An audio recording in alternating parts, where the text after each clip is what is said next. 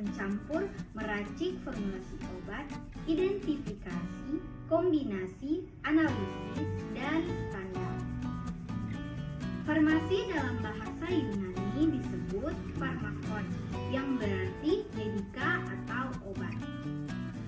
Profesi farmasi merupakan profesi yang berhubungan dengan seni dan ilmu dalam penyediaan, pengolahan bahan sumber alam dan bahan sintesis yang cocok dan menyenangkan untuk didistribusikan dan digunakan dalam pengobatan dan pencegahan suatu penyakit.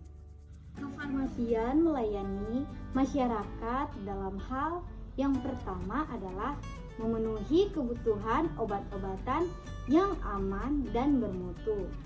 Yang kedua, pengaturan dan pengawasan distribusi obat-obatan yang beredar di masyarakat.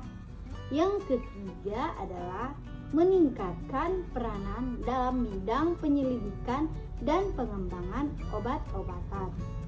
Sumber alam atau sintetik yang sesuai untuk disalurkan dan digunakan pada pengobatan dan pencegahan suatu penyakit.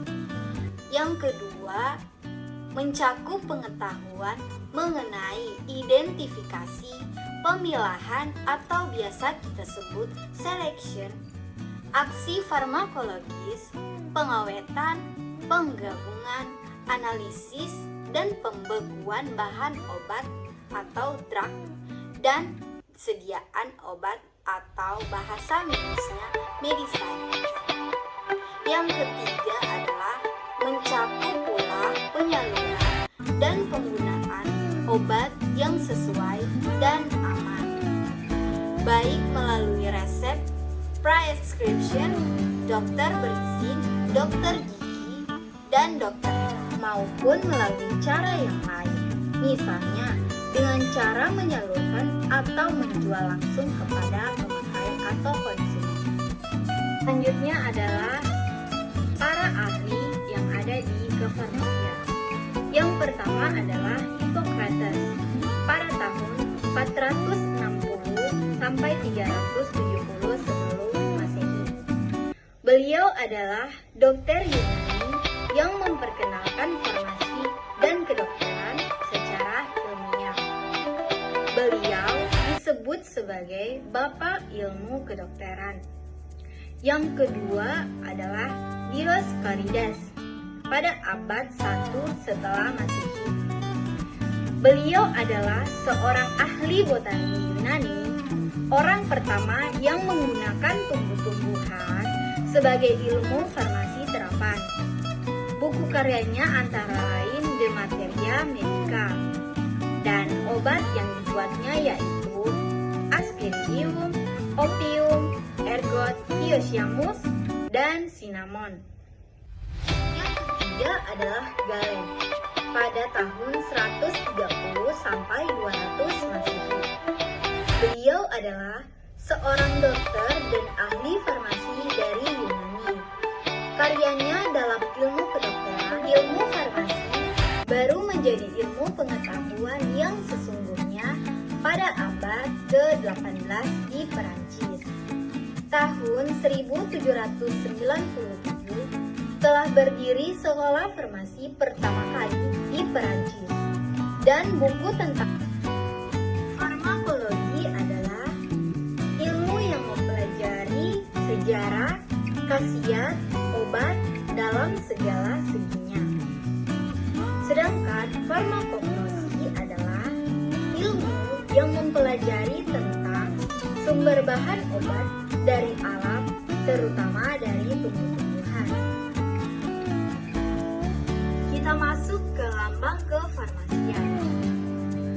Lambang farmasi atau Bowl of Hygieia merupakan patung yang menggambarkan tentang Yunani. Hygieia sedang memegang mangkuk. Kita masuk ke penggolongan obat. Penggolongan obat digolongkan menjadi 4 bagian. Yang pertama adalah obat bebas. Obat bebas ditandai dengan lingkaran berwarna hijau yang tepinya berwarna hitam. Obat ini dapat dibeli bebas. Yang kedua adalah obat bebas terbatas. Obat ini ditandai dengan lingkaran berwarna biru dengan tepi lingkaran berwarna hitam. Obat ini masuk golongan antara lain obat batuk, obat influenza, dan lain sebagainya.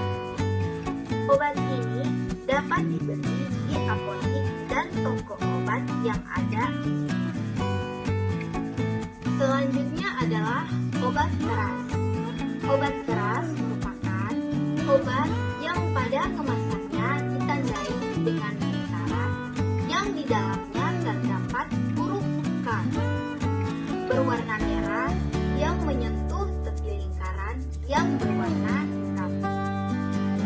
Obat ini hanya bisa didapatkan dengan resep dokter, tidak sembarang gratis.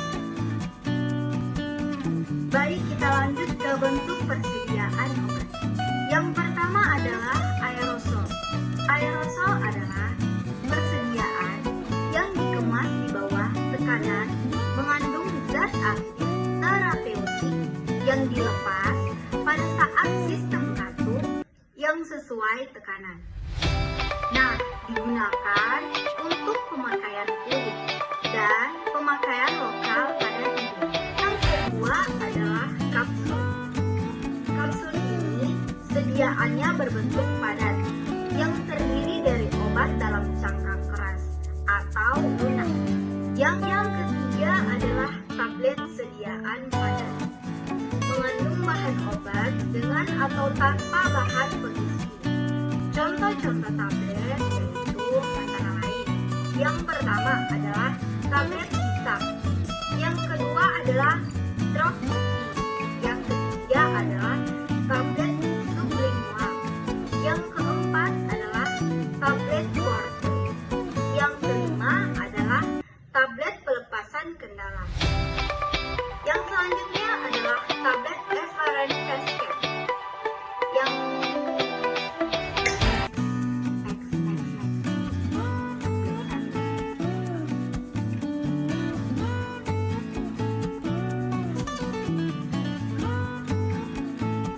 selanjutnya adalah tablet salut, dan yang terakhir adalah tablet multilayer. Kita masuk ke resep.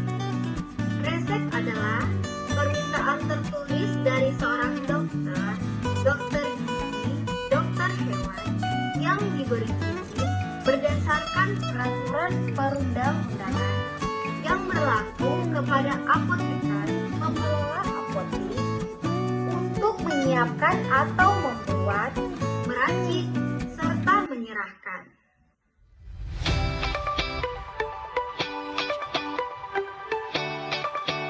Kita masuk ke pembagian resep. Pembagian resep yang pertama adalah tanggal dan tempat ditulisnya resep. Yang kedua adalah aturan pakai. Anda buka penulisan resep dengan R. Yang terakhir, nama obat, jumlah, dan cara minumnya. Kita masuk ke komponen-komponen resep. Yang pertama adalah identitas resep. Yang kedua adalah nama kota dan tempat tanggal resep dibuat. Baik, itu saja penjelasan mengenai kefarmasian, resep, dan obat menurut saya yang telah saya pelajari. Kurang dan lebihnya mohon dimaafkan. Wassalamualaikum